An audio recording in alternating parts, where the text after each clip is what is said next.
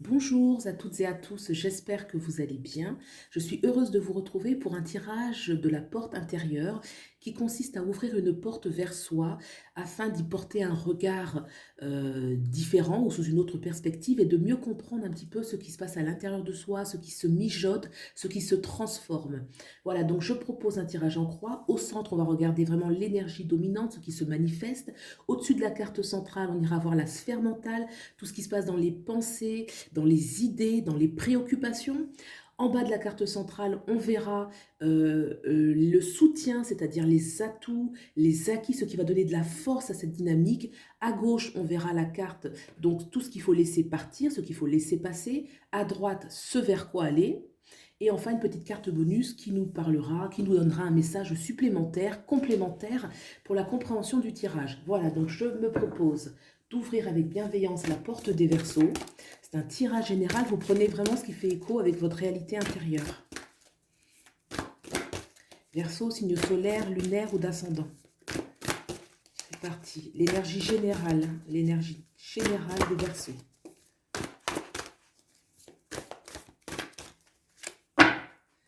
Allez. Le grand prêtre. Alors, le grand prêtre va nous parler d'une énergie quand même, il y a un certain pouvoir, il y a une certaine force, il y a une certaine assise. Le grand prêtre a la connaissance, il a la connaissance notamment la connaissance spirituelle, mais c'est une connaissance spirituelle qui apporte de bons fruits. C'est aussi quelqu'un qui, il y a une notion un peu de déployer son pouvoir, déployer ses forces, faire fructifier ses connaissances. Hein, il y a une connexion avec peut-être des plans un peu supérieurs, une connexion aussi avec ses vraies aspirations. Hein. Le grand prêtre est vraiment dans une assise spirituelle et surtout il veut déployer en fait. Hein. Il veut déployer toutes ses connaissances afin qu'elles portent des fruits dans la matière.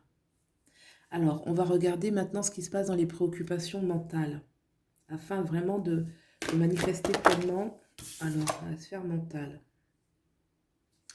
La tempérance. Donc là, on a des cartes majeures, c'est intéressant. La tempérance, il y a une notion quand même euh, où on veut équilibrer les choses. Là, dans la pensée, on se dit comment je vais faire un peu pour réussir à synthétiser, équilibrer à l'intérieur de soi un petit peu toutes ces connaissances. La tempérance, c'est toujours un appel à l'équilibre. Là, on peut penser beaucoup à comment s'équilibrer, comment s'harmoniser intérieurement, comment s'harmoniser avec toutes ces choses qui se passent en nous, en fait, afin ensuite de mieux agir dans la matière. Donc la tempérance est toujours un équilibre intérieur, certes, mais avec une projection vers l'extérieur. Vous voyez, c'est quelque chose, voilà, s'équilibrer, se poser, une notion un petit peu de se faire du bien aussi. On pense aussi à comment se faire du bien. La tempérance peut aussi appeler à ça, mieux se faire du bien, mieux prendre soin de soi, afin d'amener justement toujours pour porter cet équilibre. Donc là, c'est au niveau mental, c'est pas forcément encore pleinement manifesté tel qu'on le souhaite, mais en tout cas, c'est vraiment dans les préoccupations. Ce qui va soutenir cette dynamique. On a deux majeurs pour l'instant quand même. Hein. Donc là, ça fait trop. Alors,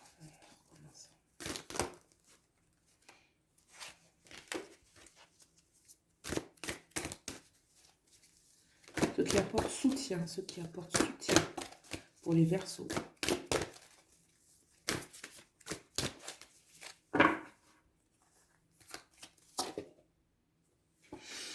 Le 7 d'épée. Alors, qu'est-ce que va nous dire le 7 d'épée là-dessus? Je pense que le 7 d'épée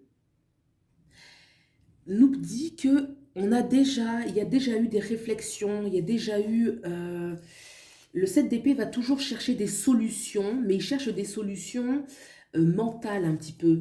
Il y a certainement eu déjà des réflexions sur certains sujets, et que peut-être là, voilà, c'est au niveau intellectuel, les choses sont déjà claires en fait. Hein.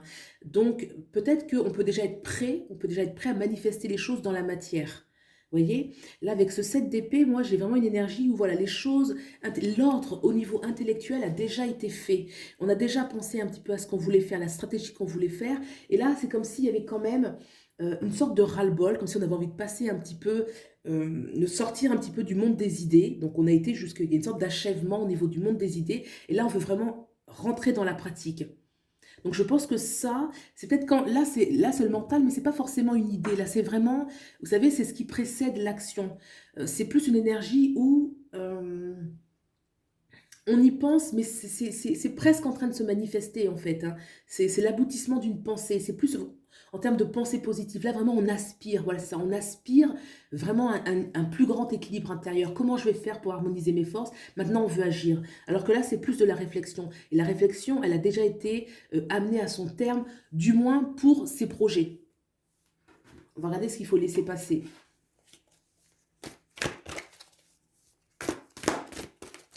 Ce qu'il faut laisser passer, ce qu'il faut laisser passer, ce qu'il faut laisser passer,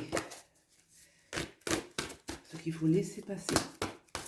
Allez.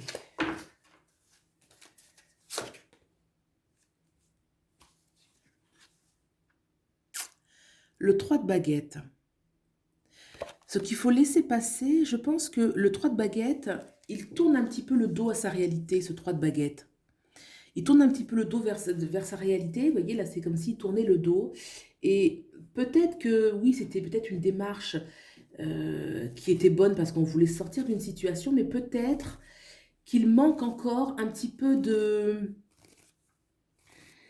Peut-être que ce 3 de baguette est un petit peu trop figé. Peut-être qu'il veut quelque chose de nouveau, mais qu'il ne prend pas encore la décision d'y aller. D'accord? Peut-être aussi que ce 3 de baguette, le 3 de baguette souvent est très, très, très intègre, très sincère. Peut-être qu'il se sent un petit peu, comment dirais-je, peut-être lié à certaines... il y a une notion d'intégrité avec ce 3 de baguette. Donc peut-être qu'il se sent un peu trop lié par quelque chose. Ça peut être un contrat, ça peut être... et donc ça l'empêche en fait d'agir vraiment tel que lui le souhaiterait. Voilà, donc ça on demande, vous voyez un petit peu ce qui fait écho avec votre réalité, on demande à laisser passer. On va regarder ce vers quoi aller pour mieux comprendre ce qu'il faut laisser.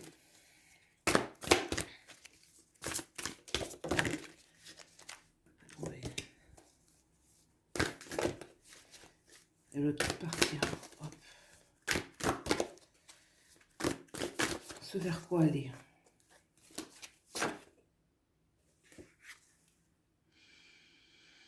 Le 8 de Pentacle. Le 8 de Pentacle, c'est vraiment aller, il y a une notion d'action, de faire avec ses mains, de faire de façon méticuleuse, de pratique avec cœur, quelque chose, il peut se passer, en fait c'est vraiment la notion euh, de se mettre à l'ouvrage, vraiment de faire concrètement les choses. Ça prend un petit peu du temps, mais il y a une connaissance qui va en ressortir. Certainement, ça peut être un travail, vous savez, l'artisanat où on fait les choses avec cœur, un projet en tout cas qui vient de soi, qui va vraiment faire appel à sa créativité. Voilà. Peut-être que ce qu'il faut laisser ici, c'est la notion d'inachevé. Là, ce qu'il faut laisser, c'est-à-dire que là, on a vraiment une énergie où il faut vraiment s'y mettre et porter son projet jusqu'au bout. Ça va demander du travail, ça va demander de l'implication, ça va demander de l'effort. Mais c'est une énergie quand même avec le 8 de Pentacle qui va amener beaucoup de succès parce qu'il y a quand même, euh, comment dirais-je, c'est vraiment faire les choses avec son cœur. C'est un projet à soi. Le 8 de Pentacle, il est très inspiré. Il est très inspiré par sa propre créativité. D'où peut-être qu'on pense à comment harmoniser, comment s'équilibrer intérieurement pour pouvoir mettre en place justement ces choses. Il y a quand même un appel à la pratique. Un appel à la pratique et peut-être ne pas trop être au niveau cérébral. D'accord? C'est déjà bon en fait, hein, quelque part. C'est déjà bon. On va regarder le message supplémentaire pour le tirage. Donc un petit bonus.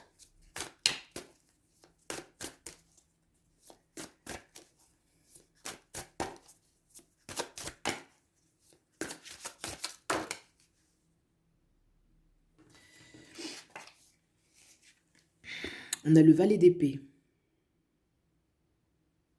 Le valet d'épée, effectivement, va passer à l'action. Le valet d'épée est intelligent.